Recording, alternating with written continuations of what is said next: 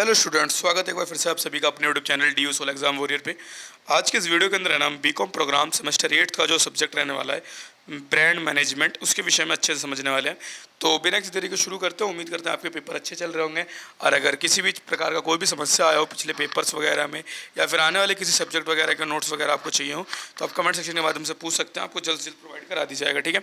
तो सबसे पहला यूनिट जो है आपकी इस पुस्तक के अंदर, सबसे पहला यूनिट जो है उसका नाम है इंट्रोडक्शन टू ब्रांड मैनेजमेंट। आपको ब्रांड मैनेजमेंट के बारे में बताया जाएगा। तो इंट्रोडक्शन टू ब्रांड मैनेजमेंट के अंदर हम पढ़ते हैं, a brand is much more than a name. एक ब्रांड जो होता है नाम से काफ़ी ज़्यादा होता है और सिंबल से। It is a unique identity of a product and service. ये एक यूनिक आइडेंटिटी होता है। किस चीज़ की आइडेंटिटी होती है? प्रोडक्ट की या फिर सर्विसेज की और ऑर्गेनाइजेशन या फिर पूरे के पूरे उस ऑर्गेनाइजेशन की आइडेंटिटी होती है brand. It represent the entirely emotions thought. ये पूरा का पूरा जितना भी emotion, thoughts end user experience होता है ना, उन सभी चीज़ को रिप्रेजेंट कर रहा होता है। With an offering building credibility and trust. जो सारी चीज़ें ऑफर कर रहा होता है, बिल्डिंग क्रेडिबिलिटी और जो भी चीज़ उन्होंने कर रखा है उस सारी चीज़ों के बारे में बता रहा होता है, उसी को आप ब्रांड कहते हैं। The term originate from old Norse with brander mean burn initially represent ownership marks on livestock. ये जो टर्म है ये असल में आया है ब्रांडर वर्ड से, जिसका अंदर मतलब हो जाता है टू बर्न, बर्न करने का, जिसका मतलब हो जाता है to representing ownership marks on livestock. अपने पूरी की पूरी ओनरशिप को दर्शाने वाली चीज़ें आ जाती हैं सारी की सारी। इवोल्यूशन ऑफ ब्रांड, ब्रांड किस प्रकार से है? अगर एंशिएंट टाइम के अंदर देखें तो यूज टू मार्क ऑफ और ownership on life stocks, pottery and coin. पहले के समय में ownership on live stock, poultry और कॉइन्स के अंदर देखा जाता था। फिर इंडस्ट्रियल सिविलाइजेशन जब आया हमारे यहाँ पे, तो कमर्शियल ब्रांडिंग एमर्ज हुई during 1876 and all. Differentiation during mass production, बास बेरीज फर्स्ट ट्रेडमार्क इन 1876, पहला ट्रेडमार्क इन्होंने लिया था। फिर आता 20वीं सेंचुरी की बात, तो growth on consumer brand using emotional marketing. Growth होने लग गया ब्रांड का using emotional marketing, like radio and television पे। और उदाहरण की अगर आप बात करें तो कैलॉग्स का जो मार्केटिंग होता था इमोशनल मार्केटिंग हुआ करता था। पोस्ट वार एरा, वार के बाद की देखें तो brand become symbol of status and lifestyle. Brand जो है सिंबल बन गए स्टेटस के, मतलब किस दर्जे के लोग हैं और उनका क्या लाइफस्टाइल है, उन चीज़ों का स्टेटस और सिंबल बन गए थे ये। Example Cadillac. और फिर आ जाता है digital age and modern era. Digital age and modern era के अंदर हमारे को देखना है transition to experiential branding via the internet and purpose driven entities. Transition आया, पूरे के पूरे एक्सपीरियंशियल ब्रांडिंग हुई इंटरनेट के माध्यम से और purpose driven entities advocating sustainability and transparency, जिससे कि सस्टेनेबिलिटी भी आया और ट्रांसपेरेंसी भी आने लग गई थी। Functions for customer, customer consumers के लिए क्या क्या फंक्शन होते हैं? तो brands helps with identification, offer quality assurance, simply decision making, reduce purchase risk, serve as status symbol and create emotional connection. Functions क्या क्या हैं इनके कंज्यूमर्स के प्रति? तो ये सिंप्लीफाई करते हैं डिसीजन मेकिंग, आपको डिसीजन लेने में आसानी दिलाते हैं, एंड रिड्यूस करते हैं परचेज रिस्क, जो भी खरीदने से रिस्क वगैरह एसोसिएट होते हैं उन सभी को रिड्यूस करने का काम करते हैं। सर्व एज स्टेटस सिंबल, एक स्टेटस का सिंबल बन जाते हैं, एंड क्रिएट इमोशनल कनेक्टर्स, और ये एक इमोशनल कनेक्टर बन जाते हैं, इमोशंस के द्वारा आपस में कनेक्टिविटी दिखा रहे होते हैं। एडवांटेजेस ऑफ अ ब्रांड, किसी ब्रांड के क्या क्या लाभ होते हैं? तो stabilising a strong brand offer customer recognition. अगर आप स्टेबलाइज कर रहे हैं ना कि स्ट्रॉन्ग ब्रांड, तो उससे क्या होगा? कस्टमर रिकॉग्नाइजेशन बनेगी, competitive advantage and the ability to command premium pricing, customer loyalty, reduce marketing cost over time and easier new product launches। अगर आप है ना बढ़िया से ब्रांड लॉन्च कर चुके हैं, ब्रांड बना चुके हैं, तो आपकी एक बढ़िया कॉम्पिटिटिव मार्केट बन चुकी होगी। मार्केट के अंदर आपकी रिकॉग्नाइजेशन रहेगी। अब रिकॉग्नाइजेशन होने के साथ साथ आपकी कस्टमर से भी लॉयलिटी रहेगी, कस्टमर भी आपको जानते होंगे और वो भी बिना किसी डाउट वगैरह के आपके प्रोडक्ट्स वगैरह यूज़ कर सकते हैं। इससे मार्केटिंग कॉस्ट समय के साथ कम हो जाता है और आप आसानी से नए प्रोडक्ट को लॉन्च कर सकते हैं। लाइक फॉर एग्जांपल अगर मैं देखूँ तो अगर आपका कोई ब्रांड है, फॉर एग्जांपल टाटा का एक ब्रांड है, टाटा पूरा ब्रांड वैल्यू लेके खड़ा है, उसने जूडियो लॉन्च करा, क्या उसको ज़्यादा मार्केटिंग पर खर्च करना पड़ा? क्या उसको नया प्रोडक्ट लॉन्च करने से पहले ज़्यादा सोचना पड़ा? क्योंकि उसे पता है कस्टमर्स के दिमाग में टाटा के प्रति एक बढ़िया इमेज क्रिएट है, तो वो ईजिली नए प्रोडक्ट उसमें लॉन्च कर पा रहा था, ठीक है। ब्रांड वर्सेस प्रोडक्ट, ब्रांड क्या होता है, प्रोडक्ट क्या होता है? तो प्रोडक्ट जो होता है टेंजिबल और intangible offering services utility with limited lifestyle होता है। लेकिन जो ब्रांड होता है पूरा का पूरा एक परसेप्शन हो जाता है, ब्रांड के अंदर ट्रस्ट आ जाता है, identify derived from reputation designed for long term endurance. Product जो होता है नॉर्मली कोई वस्तु होगी या तो टेंजिबल होगी या इंटेंजिबल होगी, मतलब जिसको आप छू सकते हैं, या फिर कोई सर्विस होगी जिसको आप छू नहीं सकते हैं। लेकिन ब्रांड जो होता है ना पूरा का पूरा एक परसेप्शन क्रिएट करता है, माइंड के अंदर जाकर बैठ जाने वाली चीज़ है। And identified derived from a reputation, और एक पहचान बना करके दे देता है, रेपुटेशन बना करके दे देता है, designed for long term endurance, जिसको डिज़ाइन किया गया है खास करके लिए लॉन्ग टर्म एंड्योरेंस के लिए। उम्मीद करता हूँ इसमें आपको कोई समस्या नहीं आई होगी अभी तक। और आगे देखते हैं तो brand management and strategic process.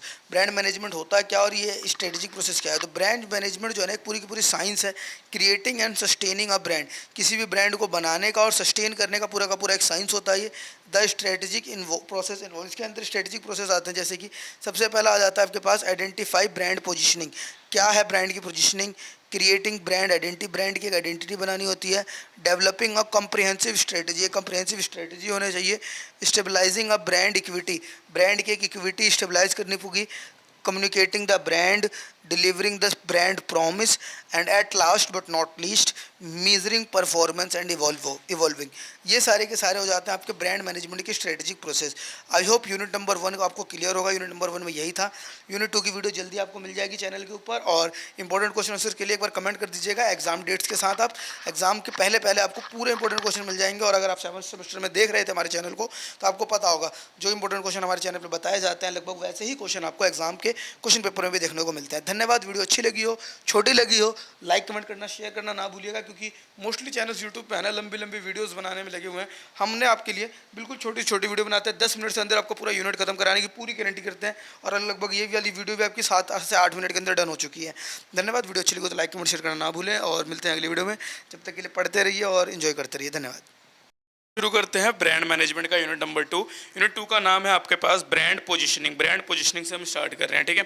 तो ब्रांड पोजीशनिंग होता क्या है? This aims to create differentiation by emphasising brand characteristics to establish a distinct relevant image in target audience mind. Brand positioning का मतलब हो जाता है अपने ब्रांड को इस प्रकार से सामने प्रस्तुत करना ना जिससे कि एक डिस्टिंक्ट बिल्कुल अलग रिलेवेंट इमेज क्रिएट हो जाए टारगेट ऑडियंस के माइंड में। जो भी आपका टारगेट ऑडियंस, जिसको भी आपने टारगेट करा उनके माइंड में, ठीक है, उसी को ब्रांड पोजीशनिंग कहा जाता है। फिर आगे आपके पास आ जाता है पीओपी एंड पीओडी। पीओपी क्या होता है? Point of parity, and POD होता है point of difference. Point of parity का मतलब हो जाता है attribute a brand must possess to be considered at par with competitor. At par जब काम हो रहा होता है तो उसको पीओपी बोला जाएगा। A smartphone must have a camera and a calling capability. But point of difference के अंदर क्या आ जाता है? यूनिक एट्रीब्यूट्स, कुछ यूनिक लेके आइए। लाइक एप्पल के अंदर एक iOS इकोसिस्टम लेके आया ना, अब वो एट पार काम नहीं कर रहा है, कैमरा और कॉलिंग तो सभी फोन दे रहे हैं, उसने एक डिफरेंशिएशन लाया तो वो पीओडी कहलाएगा, ठीक है। ब्रांड पोजीशनिंग के अंदर आपके पास 2 प्रकार होता है, एक होता है पैरिटी, वैसा ही करते रहिए कोई इशू नहीं है, और एक डिफरेंस क्रिएट करके कीजिए, ठीक है। एंड लास्ट होता है बैलेंसिंग पीओपी। इसके अंदर पीओपी एंड पीओडी दोनों चीज़ को इस्तेमाल कर करके स्ट्रॉन्ग पोजीशनिंग की जाती है। लाइक छोटे मोटे फ़ोन का एग्जांपल अगर हम ले रहे हैं तो छोटे मोटे या फिर मीडियम एवरेज फ़ोन जितने भी आप देखते हैं जो मोस्टली इंडियंस यूज़ कर रहे हैं हमारे पास अभी, या फिर हम और आप यूज़ कर रहे होते हैं, ये सारे के सारे फ़ोन जो होते हैं बहुत कम ही होते हैं, मतलब बहुत कम ही लोग होंगे जिनके पास iOS अभी अवेलेबल होगा, बाकी अक्सर एंड्रॉइड वाले होंगे। तो वो सारे के सारे एंड्रॉइड यूज़ कर रहे हैं, क्यों यूज़ कर रहे हैं? कुछ खास होगा उनमें, बाकी कॉलिंग और कैमरा क्वालिटी तो सभी फ़ोन के अंदर आती ही है, तो वो बैलेंसिंग पीओपी एंड पीओडी पे काम कर रहे होते हैं, ठीक है। फिर आ जाता है ब्रांड आइडेंटिटी। ब्रांड पहचान क्या होता है? ब्रांड की आइडेंटिटी तो the aggregate visual and non-visual element that define what the brand stand from, key component including visual logos, personality, voice, core values and brand experience. Brand identity क्या होता है? जिसके अंदर विजुअल या फिर नॉन विजुअल एलिमेंट लगाए जाते हैं, जैसे कि लोगो वगैरह, जिसको देख करके हमें पता चल जाता है कि हमारे सामने जो ब्रांड खड़ा है या फिर जिस ब्रांड की हम बात कर रहे हैं वो किस चीज़ में डील करता है। लाइक कोई स्कूल या फिर कोचिंग इंडस्ट्री होगा तो बुक वगैरह जरूर दिखा रहा होगा। अब हमने भी एग्जाम से रिलेटेड चैनल बना रखा है तो हमने वहाँ पे नाम आपको दे रखा है ना, एग्जाम वॉरियर्स, डी सोल एग्जाम वॉरियर्स। तो समझ में क्लियर हो गया होगा कि डी सोल वालों के लिए है और एग्जाम से रिलेटेड कंटेंट यहाँ पे डिलीवर होता होगा, ठीक है। नेक्स्ट आ जाता है Aaker's dimension of brand identity. Views the brand as the product, organisation, persons and symbols. मतलब कि ब्रांड बिल्कुल दिखना चाहिए आपके ऑर्गेनाइजेशन के अंदर। कैसे दिखना चाहिए? कल्चर वैल्यूज़ के अंदर वो होना चाहिए, डिपिक्ट होना चाहिए, पर्सन से पर्सन विजिबल होना चाहिए, और सिंबल वगैरह बना होना चाहिए, प्रॉपर लोगो, लेगेसी इसी से आपका ब्रांड पूरा आइडेंटिफाइड बनेगा। अब लेट से अगर मैं आपसे पूछूं, फिजिक्स वाला एक बहुत बड़ा ब्रांड है। फिजिक्स वाला का ब्रांड अगर आप देखते हैं तो पूरी की पूरी हर चीज़ में फिजिक्स वाला झलक रहा होता है ना, उसी को बोला जाएगा ब्रांड आइडेंटिटी। और फिर आ जाता है Kapferer's brand identity prism. Kapferer का ब्रांड आइडेंटिटी का प्रिज्म क्या था? अब इन्होंने बताया था how a brand transmit identity through 6 facts. इन्होंने 6 फैक्ट पकड़े थे। सबसे पहला फिजिक, फिर personality, culture, relationship, engagement value, reflection and self image. अब सबसे पहला अगर आप देखें तो फिजिक्स के अंदर क्या बताया गया? Tangible trait. टेंजिबल ट्रेट्स कैसा है? पर्सनालिटी के अंदर बताया किस प्रकार की कल्चरल वैल्यूज़ हैं, फिर किस प्रकार का वो बिलीफ रखते हैं। रिलेशन से मतलब किस प्रकार से वो रिलेट कर पा रहे हैं। रिफ्लेक्शन के अंदर आपको आइडियल टारगेट मार्केट इमेज क्या है, कैसे कर रहे हैं, नहीं कर रहे हैं। एंड सेल्फ इमेज और how consumer see them self using it, और कंज्यूमर खुद कैसे देखता है, ये कहला जाता है आपका कैफेरर्स ब्रांड आइडेंटिफाई प्रिज्म। फिर आ जाता है पोजीशनिंग गाइडलाइन। पोजीशनिंग की कुछ गाइडलाइन होती है। Identify the ideal client. आपको सबसे पहले तो आइडेंटिफाई करना होगा आइडियल क्लाइंट जो है आपके लिए, and specify a unique value proportion, balance POP and POD, keep them as a simple consistent across touch point and ensure sustainability and competitive differentiation. और आपको इंश्योर करना होगा सस्टेनेबिलिटी और कम्पिटेटिव डिफ्रेंशिएशन, तभी जाके कुछ काम हो पाएगा। फिर आता है इंटरनल ब्रांडिंग। इंटरनल ब्रांडिंग मतलब अपने अंदर से ब्रांडिंग कैसे की जा रही है, तो इसके अंदर आपका फोकस किया जाता है on employee commitment and training, so employees embody the brand personality, fulfilling the brand promises to customer। Internal branding अंदर आ जाता है कि ब्रांड है ना कमिटमेंट करता है, ट्रेनिंग देता है एम्प्लॉयज़ को, जिससे कि ब्रांड पर्सनैलिटी पूरा प्रॉपर आ पा रहा होता है। ये कहलाता है आपका इंटरनल ब्रांडिंग। उम्मीद करता हूँ यूनिट 2 आपको क्लियर होगा। यूनिट 2 ज़्यादा बड़ा था नहीं, यूनिट 2 छोटा ही सही था। और जल्दी मिलते हैं यूनिट नंबर 3 के लिए। और अगर वीडियो अच्छी लगी हो तो लाइक कमेंट शेयर करना ना भूलिएगा। इंपॉर्टेंट क्वेश्चन आंसर के लिए एक बार अपना सब्जेक्ट, एग्जाम डेट और इंपॉर्टेंट क्वेश्चन आंसर कमेंट कर दीजिएगा। कमेंट सेक्शन में आते ही आपके पास जल्द से जल्द वीडियो प्रोवाइड करा दी जाएगी। धन्यवाद। तो चलिए अब हम शुरू करने वाले हैं brand management semester 8 BCom programme का यूनिट नंबर 3, जिसका नाम होता है brand extension and brand strategy. Brand किस प्रकार से एक्सटेंड होता है और किस प्रकार की स्ट्रेटेजीज फॉलो करता है, उसके विषय में आपको पढ़ना है। तो brand extension employing a well known brand image to launch new product, minimising risk and marketing cost. Brand extension के अंदर आ जाता है आपको एक वेल नोन ब्रांड इमेज बनानी होगी, नए प्रोडक्ट लॉन्च करने होंगे और अपने रिस्क और मार्केटिंग कॉस्ट को मिनिमाइज करना पड़ेगा। अगर आपका रिस्क और मार्केटिंग कॉस्ट ज़्यादा रहेगा तो ब्रांड सक्सेसफुली लीड नहीं कर पाएगा ना। फिर टाइप्स के अंदर अगर आप बात करते हो, सबसे पहले आता है लाइन एक्सटेंशन, फिर आता है category extension, then complementary extension and unrelated extension, और at last sub brand extension. Line extension के अंदर आप देखेंगे नए फ्लेवर्स, नए साइजेस ऐड करना। कैटेगरी के अंदर देखेंगे डिफरेंट प्रोडक्ट्स कैटेगरी को ऐड करना। कॉम्प्लीमेंट्री एक्सटेंशन के अंदर आप देखेंगे रिलेटेड एसेसरीज को लेके आना। और अनरिलेटेड एक्सटेंशन भी होते हैं जिसके अंदर अनरिलेटेड एसेसरीज भी लाई जाती है। और कुछ होते हैं सब ब्रांड एक्सटेंशन, मतलब कि कुछ ब्रांड से मिलता जुलता एक्सटेंशन। फिर प्रोज एंड कॉन्स की अगर आप बात करें तो it maximise brand equity and market entry speed. ये मैक्सिमाइज कर देता है ब्रांड की इक्विटी और मार्केट एंट्री को, लेकिन इस but carries risk of brand dilution. Brand के ख़त्म होने का भी रिस्क बढ़ जाता है and cannibalisation and operational complexity भी बढ़ जाती है। तो ये कुछ इसके कॉन्स हो जाएंगे और वो कुछ इसके प्रोस हो जाएंगे ब्रांड आइडेंटिटी एक्सटेंशन के। फिर आ जाता है इवेल्युएटिंग एक्सटेंशन। इवेल्युएटिंग एक्सटेंशन क्या होता है? Success depend on parent brand equity. Success जो होता है ना वो डिपेंड करता है पेरेंट ब्रांड इक्विटी के ऊपर। The perceived fit between the parent brand and new category, consumer familiarity and competitive analysis। मतलब कि पेरेंट ब्रांड जो पुराना ब्रांड रहा होगा वो किस प्रकार से कार्य कर रहा था, नहीं कर रहा था, वो सारी चीज़ें देखने चलना पड़ेगा। उसके बाद आता है स्ट्रेटेजिक अलायंसेस। स्ट्रेटेजिक अलायंसेस के अंदर हम पढ़ते हैं agreement between the firms to share resource. Firms के बीच में एग्रीमेंट किया जाता है जिससे कि वो रिसोर्सेज को शेयर करते हैं, फिर चाहे जॉइंट वेंचर के माध्यम से हो रहा हो।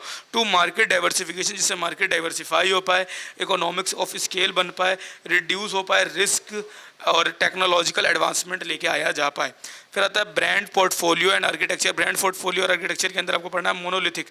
मोनोलिथिक में आप पढ़ते हैं ब्रांडेड हाउस के बारे में। और single corporate name spans all product like Google और विजन। और गूगल जो है वो एक सिंगल कॉर्पोरेट ब्रांड है, लेकिन इसके कई सारे प्रोडक्ट हैं और कई सारे नाम से आपके आसपास आप इसको देख भी पा रहे होंगे, आपके आसपास दिख भी रहा होगा। इसी प्रकार से प्लूरलिस्टिक के अंदर आप देखते हैं हाउस ऑफ ब्रांड में individual brand operate independently without corporate reference. Individual brand जो होता है ऑपरेट करता है इंडिपेंडेंटली बिना किसी कॉर्पोरेट रेफरेंस वगैरह के। फिर आ जाता है endorsed brand. Sub brand endorsed as a parent brand. कुछ ब्रांड ऐसे भी होते हैं जो एंडोर्स्ड होते हैं एज अ पेरेंट ब्रांड। और फिर लास्ट आ जाता है आपके पास hybrid, a mix of branded house and independent brand, एक मिक्स ऑफ ब्रांड होता है या फिर ब्रांडेड हाउस होता है इंडिपेंडेंट ब्रांड के अंदर, like Coca Cola, Coca Cola के अंदर कई सारी ब्रांडेड आ जाती हैं। फिर आ जाता है आपके पास ग्लोबल ब्रांडिंग। ग्लोबल ब्रांडिंग के अंदर आप देखते हैं create a uniform identity across international market. इसके अंदर है ना आप अपनी एक यूनिफॉर्म आइडेंटिटी बना रहे होते हैं अक्रॉस द इंटरनेशनल मार्केटिंग। ये नहीं कि सिर्फ अपने कंट्री के अंदर, इंटरनेशनल लेवल पे कर रहे होते हैं। उसके बाद इसके अंदर ये आ जाता है आपके पास बैलेंसिंग स्टैंडर्डाइजेशन विद लोकलाइजेशन। आपको एक स्टैंडर्ड सेट करना होगा, साथ में लोकल चीज़ें भी लेके चलनी पड़ेगी। लाइक स्टारबक्स जो है वो ग्लोबली जा रहा है और ग्लोबली ब्रांड बनता ही जा रहा है, ठीक है। और लास्ट में आ जाता है आपके पास इसके अंदर ही, इस टॉपिक यूनिट नंबर 3 के अंदर, जिसका नाम है आपका ब्रांड एक्सटेंशन। इसके अंदर आपके पास आ जाता है रीपोजिशनिंग एंड वर्सेस रीवाइटलाइजेशन। अब रीपोजिशनिंग क्या होता है? Repositioning change how the audience perceives a brand. Repositioning के अंदर चेंज होता है किस प्रकार कोई ऑडियंस प्रिसीव करेगा एक ब्रांड को, while रीवाइटलाइजेशन rejuvenates a stagnant declining brand by modernizing to fit current trends without losing its core। क्योंकि आपको रीपोजिशन करना है, रीविटलाइजेशन तो करना है, लेकिन आपको अपना कोर लेवल नहीं भूलना, पुरानी चीज़ें साथ में ले करके आपको चलना पड़ेगा। इसी को रीपोजिशनिंग वर्सेस रीवाइटलाइजेशन के अंदर हम पढ़ते हैं। ये था आपका unit number 3 brand management semester 8 BCom programme का। उम्मीद करता हूँ आपको कोई डाउट नहीं होगा। अगर कोई डाउट है तो डाउट कमेंट कर दीजिए, और इंपॉर्टेंट क्वेश्चन आंसर के लिए एक बार वीडियो के नीचे कमेंट कर दीजिएगा। इंपॉर्टेंट क्वेश्चन आंसर आपको इसकी वीडियो जल्द से जल्द प्राप्त करा दी जाएगी। और धन्यवाद, मिलते हैं अगले यूनिट के अंदर। जब तक के लिए ऐसी पढ़ते रहिए और आगे बढ़ते रहिए। वेलकम एवरीवन, अब हम स्टार्ट करने वाले हैं अपने brand management semester 8 BCom programme का यूनिट नंबर 4। यूनिट 4 का नाम है आपके पास developing brand equity element and progress.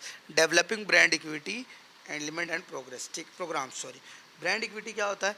एक टेंजिबल वैल्यू होता है जो कि of a brand based on a consumer perception. मतलब कि ब्रांड की वैल्यू होती है based on consumer perception. Consumer किस प्रकार से उस ब्रांड को देखता है या फिर कंज्यूमर के लिए उसकी क्या वैल्यू है, वो सारी चीज़ें। Trust and association. Strong brand equity yields to competitive advantage. अगर brand equity, strong brand equity जो है तो उससे कॉम्पिटिटिव एडवांटेज रहता है, हायर मार्जिन रहते हैं उसके पास, हाई मार्जिन में काम हो रहा होता है, एंड कंज्यूमर लॉयल्टी बना रहता है। फिर आता है कैलर्स कंज्यूमर बेस्ड इक्विटी मॉडल। कैलर्स का कंज्यूमर बेस्ड इक्विटी मॉडल क्या कहता है? तो कैलर्स का जो इक्विटी बेस्ड मॉडल है उसके अंदर आपको बताया जाता है salience brand equity, deep broad brand awareness. इसके अंदर डीप अवेयरनेस की जाती है, ब्रॉड अवेयरनेस किया जाता है, ब्रॉड ब्रांड अवेयरनेस चलाई जाती है। ये सारी चीज़ें इसके अंदर आती हैं। इसके अलावा आप आगे बढ़ते हैं अगर, तो आपके पास आ जाता है performance and imagery brand meaning. Performance and imagery के अंदर meeting functional expectation, functional expectation से मीटिंग मिलना, मतलब related, and stabilising intangible association, और एक स्टेबलाइज करना पूरा का पूरा intangible association. Judgement and feeling. Judgement and feeling के अंदर आपके पास आ जाता है consumer opinion on quality, credibility and their emotional reaction. Consumer का क्या ओपिनियन है, क्या क्वालिटी है, क्या क्रेडिबिलिटी है, एंड देयर इमोशनल रिएक्शन, और उनका इमोशनल रिएक्शन कैसा है। और लास्ट आ जाता है इसके अंदर आपके पास रीजंस के बारे में। Brand relationship, intense active loyalty and deep engagement. Intense होना चाहिए, एक्टिव लॉयल्टी होना चाहिए, और डीप एंगेजिंग होना ज़रूरी है। फिर आता है डेवलपिंग ब्रांड एलिमेंट। किसी ब्रांड के, डेवलपिंग ब्रांड के क्या क्या एलिमेंट्स रहते हैं? तो एलिमेंट क्या क्या होते हैं? Like names, logo, symbol, slogan, characters, jingles and packaging help identify and differentiate a brand. अगर आपको अपने ब्रांड को भी डिफ्रेंशिएट करना है ना, तो आपको अपने ब्रांड के अंदर में भी लोगो के अंदर ध्यान देना होगा, आपके ब्रांड के सिंबल पे ध्यान देना होगा, यूनिकनेस लेके आनी होगी, और ऐसा लाना पड़ेगा जो, और इस प्रकार से उसकी एडवर्टाइजिंग वगैरह करनी पड़ेगी जो मतलब लोगों के दिमाग में बैठ जाए, एंड स्लोगन वगैरह कुछ ऐसा जो लोगों को कैची वो या फिर लोगों को रिलेट कर पा रहे हैं। सिलेक्शन क्राइटेरिया की अगर आप बात करें, एलिमेंट शुड बी मेमोरेबल, याद रहने वाली चीज़ होनी चाहिए, मीनिंगफुल होना चाहिए, लाइकेबल होना चाहिए, लोगों को पसंद आना चाहिए, ट्रांसफरेबल होना चाहिए, मतलब कि हर प्रोडक्ट, हर बॉर्डर पे आप उसको यूज़ कर पा रहे हैं। अडेप्टेबल होना चाहिए, ये नहीं कि सिर्फ ट्रेंड वाली चीज़ हमने लगा करके छोड़ दी। एंड प्रोटेक्टेबल लीगली, और लीगली प्रोटेक्टेबल होना चाहिए, मतलब ये नहीं किसी और के उस पर लीगल राइट्स हो और आप उसको अपने ब्रांड का नाम बनाने में लगे हुए हैं, तो वो भी बेकार ही हो जाएगा। अगर किसी और के नाम पर ही है, फिर क्या फ़ायदा आपको उसके अंदर अपनी वर्क वगैरह करने का।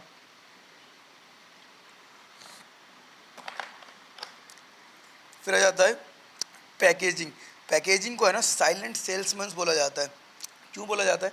कि जो आपकी पैकिंग कैसी है वो आपकी आइडेंटिटी बन जाएगी। लाइक अगर आपने थैला ही दिया है विजय सेल्स का या फिर कैंपस के जूतों के साथ कैंपस का थैला, तो उससे एक आइडेंटिटी बन रही है ना। पैकिंग बहुत बड़ा इंपॉर्टेंट रोल करता है। सर्च टू अट्रैक्ट अटेंशन, एक अटेंशन ग्रैब हो जाता है। Protect the product, dispense information, product की इन्फॉर्मेशन डिस्पेंस होने से बचा रहा होता है।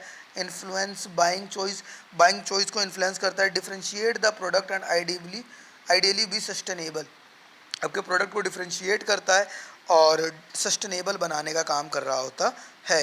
Designing marketing programme, marketing programme design करने का होता है।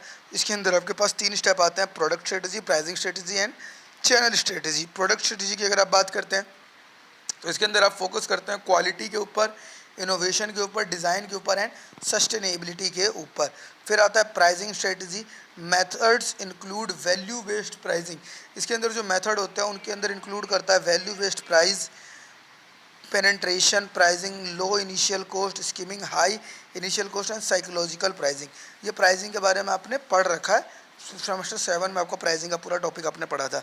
फिर आता है चैनल स्ट्रेटजी, डायरेक्ट है, इनडायरेक्ट है, ओमनी चैनल है, ई कॉमर्स डिस्ट्रीब्यूशन मेथड है, किस प्रकार से आपकी मार्केटिंग हो रही है वो चीज़ें भी देखी जाती है। फिर आता है leveraging secondary association. Leveraging on secondary association के अंदर आपको पढ़ना है brand can borrow equity by associating with parent company.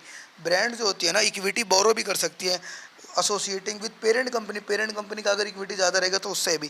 Countries of origin, कहाँ पे ओरिजिन है इसका, लाइक स्विस में अगर स्विस का चॉकलेट है तो स्विस की ब्रांडिंग, स्विस का पूरा एक इक्विटी बन जाता है ना। अगर इंडिया के अंदर आकर के आप अनाउंस ही कर रहे हैं कि स्विस मेड चॉकलेट है, स्विट्जरलैंड से लेकर के आए हम चॉकलेट, तो एक बढ़िया सेकेंडरी एसोसिएशन बन जाएगा। को ब्रांडिंग हो सकती है like BMW, Louis Vuitton and licensing वगैरह, ठीक है। Life stages age of a brand, life stages क्या होते हैं किसी ब्रांड के, तो इंट्रोडक्शन, किस प्रकार का अवेयरनेस फैलाया है, ग्रोथ कैसी करी है उन्होंने, sales, building preference, maturity and decline, ये सारी चीज़ें स्टेप बाय स्टेप आपको पता होना चाहिए। ये था आपका यूनिट नंबर 4। आई होप आपको यूनिट 4 में कोई डाउट नहीं होगा, आपने सारे यूनिट कर लिए होंगे। अगर किसी भी यूनिट के अंदर आपको किसी प्रकार का कोई भी डाउट आ रहा है तो कमेंट सेक्शन में बता दीजिएगा। धन्यवाद। वीडियो अच्छी लगी तो लाइक कमेंट शेयर करना ना भूलिए, और चारों यूनिट के बेस इंपॉर्टेंट क्वेश्चन की वीडियो जल्द आ जाएगी। आप बस एक बार कमेंट कर दीजिएगा कि भैया on the basis of all 4 unit brand management का पूरा इंपॉर्टेंट क्वेश्चन, या फिर सिर्फ इंपॉर्टेंट क्वेश्चन लिख दीजिए। मैं आपको वीडियो प्रोवाइड करने की गारंटी देता हूँ, टाइम से पहले, एग्जाम से पहले आपको बेस्ट वीडियो और बेस्ट क्वेश्चन आंसर्स की वीडियो दे दूंगा जो कि आपके पेपर में आने वाले हैं, फिर आने के ज़्यादा चांसेस रखते हैं। धन्यवाद। वीडियो अच्छी लगी हो तो लाइक कमेंट शेयर कीजिए, अपने दोस्तों के साथ शेयर कीजिए, ठीक है। मिलते हैं अगली वीडियो।